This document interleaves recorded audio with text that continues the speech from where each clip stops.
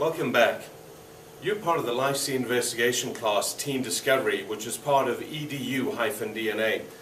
And the purpose of these videos is to help introduce you to each of the modules that you find in your curriculum.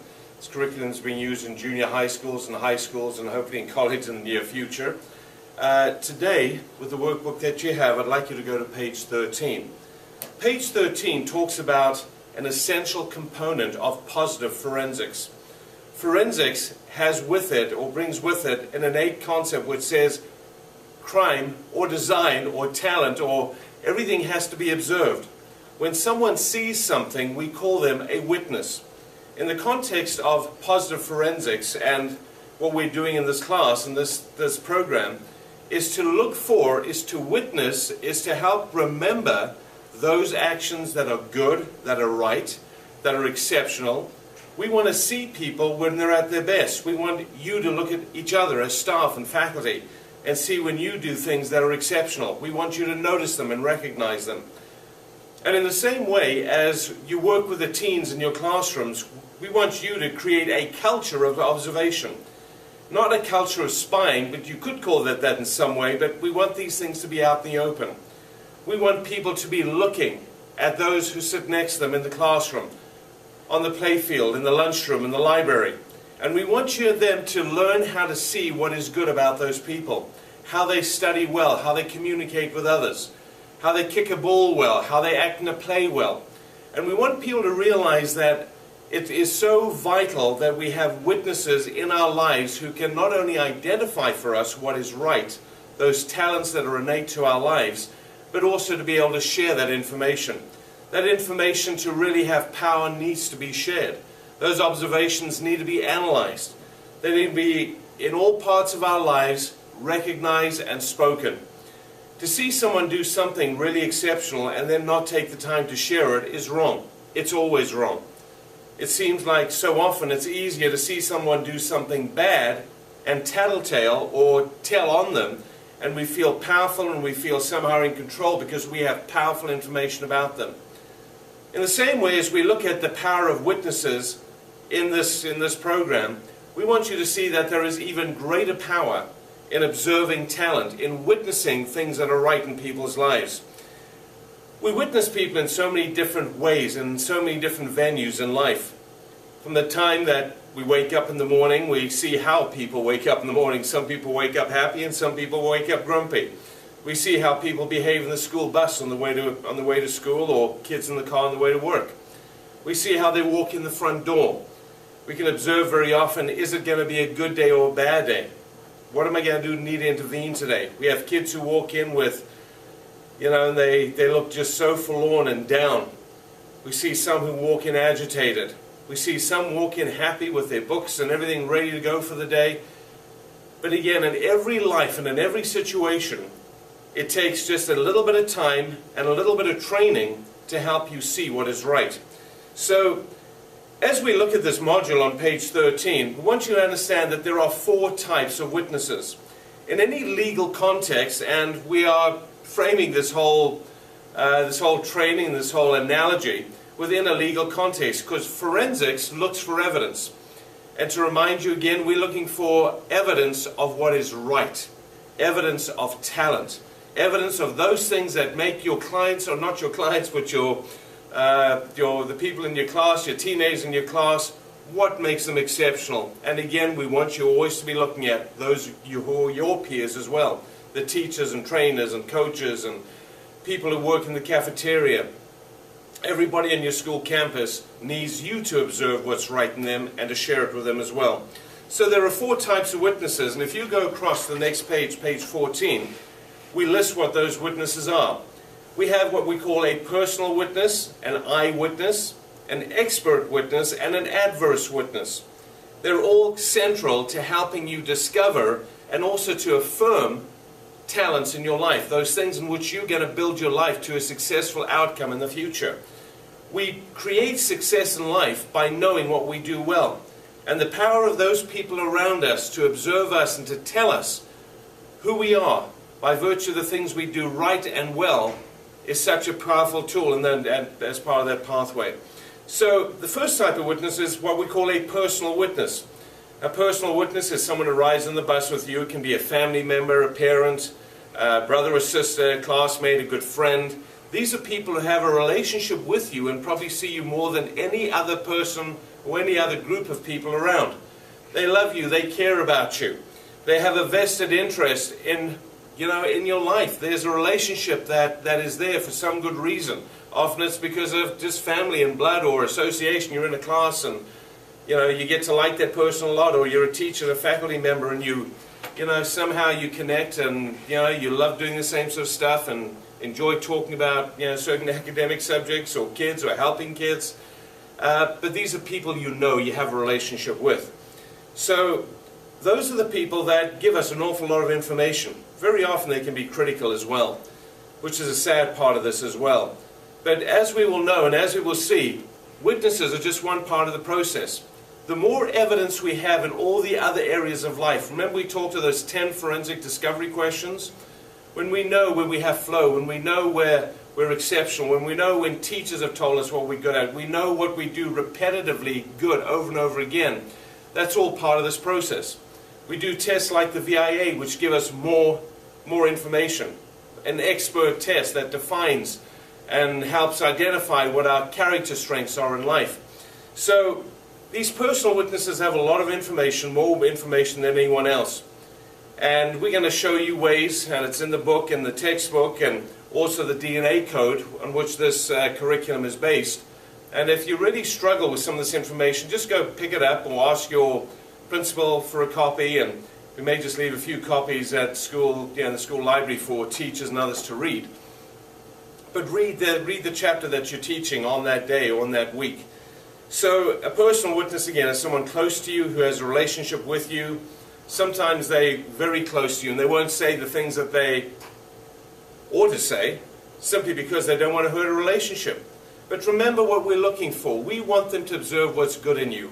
Why should someone who loves and cares for you not tell you what's right about you? And in the same way, those people that you're in relationship with that are close to you, when you see what's good and right and they do something well and they stand up for a friend and they study hard and get a good grade, why shouldn't you acknowledge that and see that and say well done and help them understand that they have a talent? The second type of witness is what we call an eyewitness. An eyewitness also may see you often. It might be somebody who is in your class but you really don't know them well. It could be a teacher that's a sub that'll see you maybe once or twice a year, but they got to see you. It could be someone who, if you play a sport, they're in the stands and they have observed you but they don't know you. It could be someone you ride in the bus with, someone you see at the mall. It could be a parent of one of your friends. These are all people around you that are not close in terms of relationship, but they also see you. And often you don't even know that they see you. And so that will often give us great information as well, because very often when you do something exceptional and you don't think anyone's watching, sometimes someone is watching. And the power of an eyewitness, somebody who has no relationship to you and is not going to get paid to say good things about you, when they do say something good about you and they do recognize something good in you, that's pretty powerful. So it could be, you played in a football game and on Friday night and you're at McDonald's afterwards and you hear somebody who is just sitting in a booth saying, that number 27, that Joe, man, he is fast. He really knows how to catch that ball, and and everyone's running at him, trying to get him. He somehow manages to outmaneuver them. You don't know that person. You don't know who they are. But they gave information, and they gave evidence to your talent. And it could be a teacher, another student who's just entered your world. Or if you're in a big new class and they just see you, put your hand up and get the answer right. And you hear them telling someone in the lunchroom, man, you should have seen him or seen her answer that question. I had no idea what they were talking about. That's evidence of talent by an eyewitness. No one's going to give them anything. They're not going to be paid for saying that. And they're not going to get hurt for saying that either.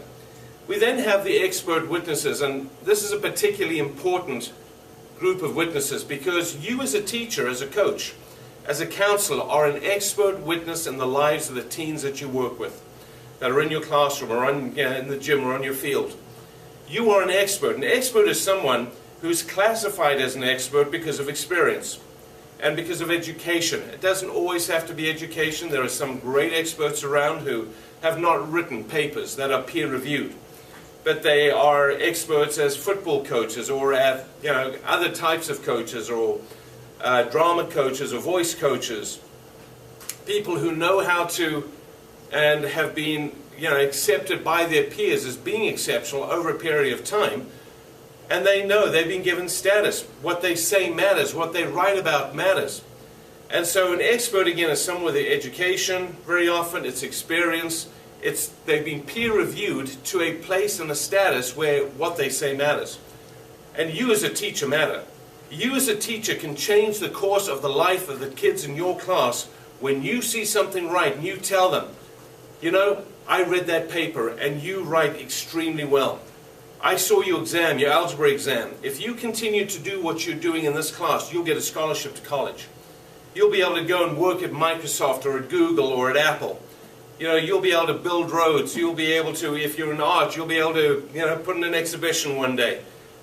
So whatever it is that you are an expert in, those kids look up to you and know that they do. And know that your words count.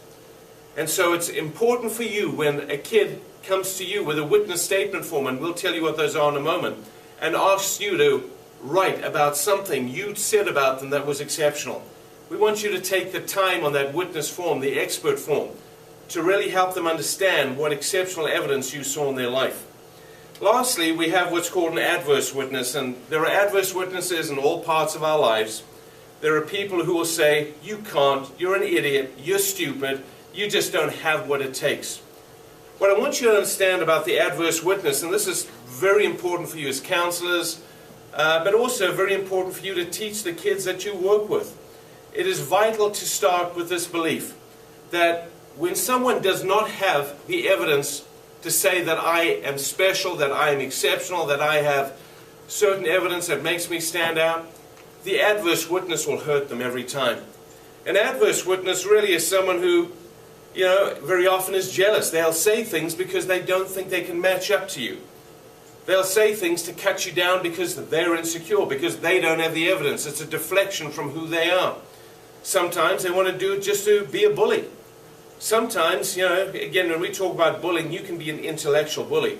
You can be in a math class and know math well and say, you're just an idiot. Why are you even in this class? You should be a grade lower. You're an idiot. That's academic bullying.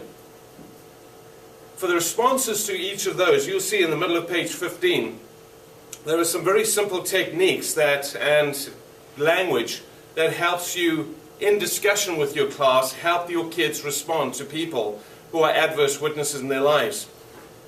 And there are things like this. In the middle it says, how to dispute with facts. Someone comes up to a kid and says, you say, they tell the kid, you're an idiot. You don't know what you're doing. You shouldn't even be in this class. You're a whatever word to make them feel worse than. And the response is, you say that I'm stupid, but I know where I've gotten good grades. I may not be a brilliant mathematician, but you know what? I'm really great at art. When a student doesn't have anything that they own as their own as being exceptional, they hurt. They fall. They become the victims of bullies. And there are a couple of other ones there as well. You say I'm a loser. Big nasty words don't mean that what you say is true. I'm a good friend to a lot of people who also enjoy being with me, and they don't put me down. When a kid's got friends, when they've got social connections, and they're able to articulate that, they become less able to be bullied and to be able to be hurt. There's room there for discussion for you, and I really encourage you to take this chapter, this module, and play it over maybe 2 sessions. On page 16 we have these ICU witness forms. They're very short. We'll make those available to you that you can just pass around. The ICU form is just something very simple. You as a teacher can see something a kid does well in your class and just write it out and give it to them at the end of class. I saw you. You put your hand up, you knew the answer, you were respectful. Well done. You can also get kids in your class to write ICU forms about other kids and encourage them. It's a great way to encourage this full, and weave it into all parts of your school culture, recognizing talent and recognizing good behavior. And there is another one as well that you will find on page 32 and 33. And you will find these at the end of each of the fields of evidence. These are far more entailed, and they're there for extra credit. So in the intellectual module, the intellectual design module, if you have a kid in your class that's exceptional in a certain subject, and they come up to you at the end of that module, they ask you to fill out one of these forms, take 5 minutes and do it. You have no idea what you writing a witness statement, a reference to a child's talent, can do in a child's life. It can send them in a totally different direction. It can give them the confidence to try and to get up and push harder when even their parents tell them they're idiots. It can make a significant impact in their lives. So the power of witnesses, it's there. You are a witness. As an expert, as a teacher, as a counselor, you have immense power. Let's encourage people to look. Look at all times of the day. Look in all the venues of life. In the lunchroom, on the bus, on the field, in every type of class, to notice what's right. And then to use these forms and to use words which say, I really appreciate what you did. This is what you did for me. I saw you do this for another person. I saw you coach or tutor or help somebody else. So, thank you, and hold tight, and we'll be to the next lecture pretty soon.